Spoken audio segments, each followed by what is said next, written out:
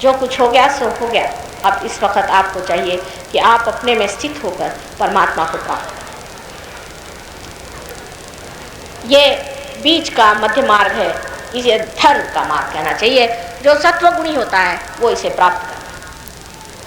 अब धर्म क्या है? धर्म जो धारणा होती है सो धर्म है। मैंने आपसे कल बताया कि कार्बन की वैलेंसी 4 है, उसका धर्म है वो 4 है।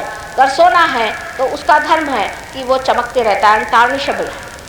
इसी प्रकार मनुष्य के 10 धर्म हैं, लेकिन यह धर्म किस लिए बनाए? पहले इन सब साधु संतों ने धर्म की रचना की, क्योंकि हमारे अंदर संतुलन आ जाए, हमारे अंदर बैलेंस आ जाए। पर बैलेंस किस लिए? क्योंकि हमारा उत्थान हो सके। अगर समझ लीजिए कोई एरोप्लेन में बैलेंस नहीं होगा तो उसका उत्थान कैसे होगा? इसलिए उन्होंने ये धर्म के लिए अपने प्राण दिए। सब एक ही बात कहते थे कि अपने अंदर बैलेंस रहो। लेकिन अब सोचिए कि मोहम्मद साहब के ज़माने में सिगरेट नहीं थी, तो उन्होंने कहा कि अच्छा आप शराब मत पीजिए, क्योंकि शराब थी उस वक्त। शराब मत पीजिए क्योंकि शराब आपके चेतना के विरोध में पड़ती है। तो लोगों ने वो बात नहीं मानी। लेकिन आजकल तो जो अपने को मुसलमान कहलाते हैं उनसे शराबी कबाबी कोई नहीं। उसके बाद नानक साहब आए, उन्होंने देखा कि अब एक नई चीज़ और निकल आई है, ये लोग धुआं अंदर लेते हैं, जो कि स्वयं को नष्ट करने के लिए अब धुआं अंदर ले रहे हैं बेवकूफ़ जैसे। तो उन्होंने कहा भाई इसको मत करो। तो उन्होंने क्योंकि कहा कि आप न करो, तो सिखों ने जाना कि अच्छा भाई शराब और ये चीज़ छोड़ देनी चाहिए। पर वो जितनी शराब पीते हैं इंग्लैंड में, वो देख करके मैं खुद हैरान। जिस चीज़ को मनाही की गई वही करने पर हम लोग आमादा रहे। उनका दोष नहीं, हमारा दोष है। उनको तो सताया छला और उसके बाद वो जो कह गए उसके बराबर उल्टा करते हैं। जैसे हिंदुओं से कहा कि सबके अंदर एक ही आत्मा होती है, तो उन्होंने जातिवाद बना लिया। यानी यहाँ तक कि हमारे इलेक्शंस जातिवाद पर होते हैं। भगवान बचाए रखे इस देश को। ये जाति पाति सारी आपके जन्म के अनुसार कब से बनी है? तो कर्म के अनुसार। और जो अपने अंदर आपने कर्म किए हैं, अगर आप देखें तो वाल्मीकि कौन थे? किसी ने कहा कि गीता लिखी गई, उसमें लिखा हुआ है कि आपका जो जन्म है वही विशेष है। मैंने कहा ऐसा लिख नहीं सकते। मैं गीता तो पढ़ती नहीं हूँ, लेकिन ऐसा लिख नहीं सकते। किसने लिखी? व्यास ने। और व्यास कौन थे? किसके बेटे थे? उनकी माँ कौन थी? एक ढिमरीन। क्या वो ऐसा लिख सकते हैं? एक ढिमरीन का बेटा ऐसा लिख सकता है? लेकिन नहीं, उन्होंने कहा कि जन्म से ही जो ऊंचा होगा वही होगा ऊंचा।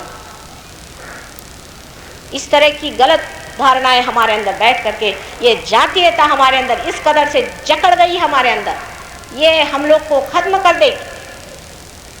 और इसका सबसे बड़ा जो असर आज हमारे देश पर आया हुआ है कि हमें बुद्धि का भ्रम हो गया, कुछ समझ ही में नहीं आता। जब आप सहयोग में आत्मा को प्राप्त करते हैं तब आप जानिएगा कि धर्म जो है ये अंदर की चीज़ है। और जब धर्म जागरूक हो जाता है तो मनुष्य धार्मिक हो जाता है। अपने आप उसकी सारी आदतें, जिसको कि इन लोगों ने कहा था बुरी, अपने आप छूट जाती। मैं बताती नहीं कि ये मत करो वो मत करो, बस हो जाता। अब इसमें कुंडलिनी का क्या काम? कुंडलिनी शुद्ध इच्छा, इस पर आप ध्यान दें। अब जरा गंभीरता से सुनो। कुंडलिनी ये शुद्ध इच्छा, पहली इच्छा हमारे अंदर जो होती है जब बाल्यावस्था में सो मूलाधार चक्र जो है, हमारी जो बाल्यावस्था है, जो हमारे अंदर अबोधिता है, इनोसेंस है, उसका हमारे लिए आधार है। उस आधार पे ही कुंडलिनी उठती है। कुछ तो आधार चाहिए किसी शक्ति को उठाने के लिए। जिसके अंदर गणपति ही नहीं होंगे उसकी कुंडलिनी मैं कहाँ से उठाऊंगी? लेकिन पहाड़ जैसे हैं तो पहले उनके अंदर गणपति का जागरण कुंडलिनी करती है। कुंडलिनी क्योंकि माँ है, कहती भाई देखो अब तुम ज़रा जागरूक हो जाओ, नाराज़ी छोड़ दो, ये बेवकूफ़ था, इसने गलती कर दी, छोड़ो। मैंने ऐसी ऐसी कुंडलिनी देखी है कि जो छटपटा रही बेचारी, उसके अंदर इतने बड़े बड़े छेद हैं, रक्त से भरी हुई, दुखी, जैसे कोई मार पीट करके उसे रखा है आप, लेकिन तो भी वो माँ है। तो बड़े आराम से जब देखती है कि अब आया है समा, तो बेचारी किसी भी तरह से अपना पूरा जोर लगाकर उठती है। लेकिन ये शुद्ध इच्छा, शुद्ध इच्छा आपने मानी नहीं। आपको तो शौक है घूमने फिरने का, ठीक है घूमिए फिरिए, लेकिन आपके अंदर मज़ा क्या है?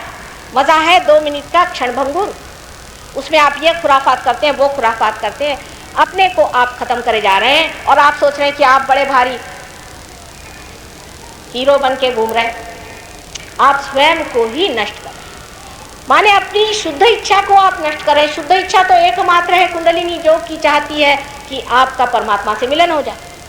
तो इस शुद्ध इच्छा को जब उठना होता है तो सर्वप्रथम वो आपके अंदर अबोधिता दे जाती है, आप एक छोटे बच्चे जैसे हो जाते हैं। बड़ा कमाल है, जब सहयोग में आप आते हैं तो पहले जो आदमी अपने को बहुत विद्वान समझता है वो भी सोचता है कि नहीं, देखें क्या, उसमें एक नम्रता आ जाती है, छोटे बच्चे का भोलापन उसके अंदर आ जाता है। इसीलिए ईसा मसीह ने कहा था कि आपको जब परमात्मा के साम्राज्य में जाना है तो इन बच्चों जैसे होना चाहिए। उसके बाद जब ये शुद्ध इच्छा उठ करके स्वाधिष्ठान से जुड़ती है तो स्वाधिष्ठान में बड़ी इच्छाएं आपकी होती हैं। सबसे बड़ी तो इच्छा स्वाधिष्ठान की ये है कि मैं भविष्य में ये बनूंगा, मैं ये करूंगा और ऐसा करूंगा और वैसा करूंगा, और दुनिया भर के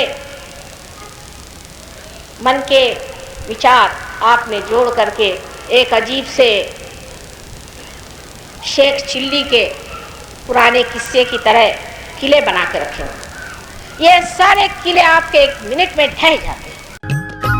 सब्सक्राइब कीजिए कुंडलिनी जागरण को और प्रेस कीजिए बेल आइकन को, जिससे कि आपको मिल सके हमारी लेटेस्ट वीडियो सबसे पहले।